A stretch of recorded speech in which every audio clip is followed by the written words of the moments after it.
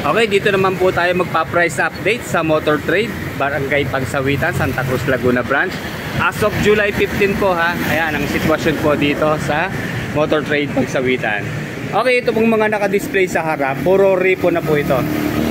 Ayan, kaya mapapansin nyo, mabababa po ang price niya. Ayan, katulad ditong Suzuki Smash, ayan no, 36,900 na lang ang kanyang cash price. So, pupunta tayo doon sa loob at naandun po ang mga brand new. So ayan, in case na interested po kayo sa mga repo, ito available po, naka-display dito sa harap, si Suzuki Smash Mio Sporty, ayan, 46,000 po. Repo yan, ano po ha. And ito, wala pang price, siguro lalagay ko na lang yung link ng kanilang Facebook para in case na hindi kayo makapunta, tanong-tanong na lang po doon. Okay, ayan. Then ito pa po yung mga UTC, mga pan-tricycle. Ayan, moro ano po ito ha, repo. Ayan, sige, isa-isahin na natin. Dito sa TMX 125, ayan po, 48,343. And then sa tatlong taon, meron siyang hulog na 2309. And then, dito naman sa, parehas ba to?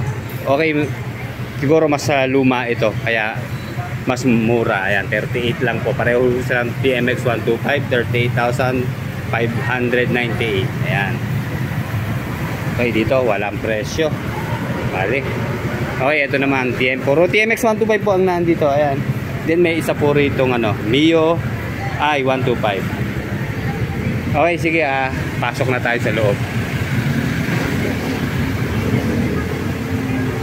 Okay, unahin natin dito sa kanan. Ayan, brand new na po ito ha. Nandito po si Suzuki Raiders Carb Type. Ito 150cc. Bali, ang presyo po niya ay 105,624. And then sa down payment po niya 8,500. 4,935 pesos naman po sa tatlong taon ng kanyang monthly installment. Ayan, kulay red or black na combination ng red. 6-speed, 150cc. And then syempre liquid cooled 4-stroke na. Pero ang headlight po niya ay bulb. Okay, ito po yung kanyang FI version. Bali, ang Suzuki Raiders FI po ay mayroong presyo na 118,624 sa cash. And then magda-down po tayo ng 9,000 pesos. And then sa monthly po niya, sa tatlong taon, 5,568. So, ang diferensya po niya sa carb at saka sa FI, ayan, nasa 13,000 po. Okay, sunod natin si NMAX. Ayun sa dulo, lapit tayo. Okay, sa NMAX po 151,900 ang cash price, 20,000 po ang down payment. Sa tatlong taon po 6,726 pesos monthly. 4 valve, liquid cooled, 155cc. And then fuel injected na siya syempre. And then katabi niya po si Honda Click 160. Ayan, ang kanyang presyo po, 124,020 pesos. Magda-down tayo ng 14,000. And then sa monthly installment niya, sa tatlong taon po, 5,536. Ito, matte black na Honda Click. And then sunod natin si Honda PCX 160. Bali, CBS version po to, yung combined braking system. Okay, 135,020 pesos ang kanyang cash price. Ang down payment naman po ay 14,000. And then sa kanyang monthly installment sa tatlong taon, 6,087 pesos. Medyo dikit-dikit lang sila ano po, pero malinaw naman yung detalye. Okay, sunod natin si Suzuki Burgman 125cc. Okay, ito po yung version 2. Ewan, titingnan natin baka ito nakata yung okay. Bali, ito na po yung latest version na Burgman Street EX. Ayan, kita naman natin yung kanyang gulong. 12 inches na yung kanyang diameter, di ba? Okay, di alamin natin yung presyo. Na-review na nga pala natin to sa pagsanghan. Okay, si Suzuki Burgman EX, 92,624 po ang cash price. 10,000 lang down payment. And then sa tatlong taon po, 3,906 pesos. Meron ka ng Suzuki Burgman EX 125cc. Katabi niya po, ito yung bagong labas ng Suzuki Smash. Bagong decals. Ayan, glossy black, combine ng red decals. Ayan, sa cash price po niya, 60,624 pesos. 3,200 pesos po ang down payment. Sa tatlong taon, 2,882 pesos monthly. Okay, bali ito po yung drum brake pa rin saka spoke wheels, kaya mababa po ang kanyang price. Okay, sunod natin si Mio Gear. Ito po standard version, 79,400 po ang cash price. Sa installment magda-down po tayo ng 6,500, and then sa monthly installment niya sa 3 taon 3,405 naman. Ayan, kulay gray. Mio Gear standard version, 125cc rin po ito. Okay, ito si Aerox naman tayo. Yamaha Aerox 155cc. Ito po ang kanyang cash price, 124,000 sarado. And then sa installment magda-down po tayo ng 17,000 pesos. Sa 3 taon po ang kanyang monthly installment ay 5,458. Okay, ito sa dulo, mga pang PC na, pang tricycle. Okay, nandito po si TMX 125. Yung kanina Repo po yun. Ito po ang brand new niya, bali 58,020 pesos. 3,100 po sa down payment niya, and then 2,859 pesos sa kanyang monthly installment sa 3 taon. Meron ka ng TMX 125 Alpha nga ba? Okay, and then katabi po niya si Yamaha YTX 125cc. Bali ito po ang kanyang cash price, 55,900. Then sa down payment po niya 3,300 pesos. Then monthly installment po sa 3 taon 2,744.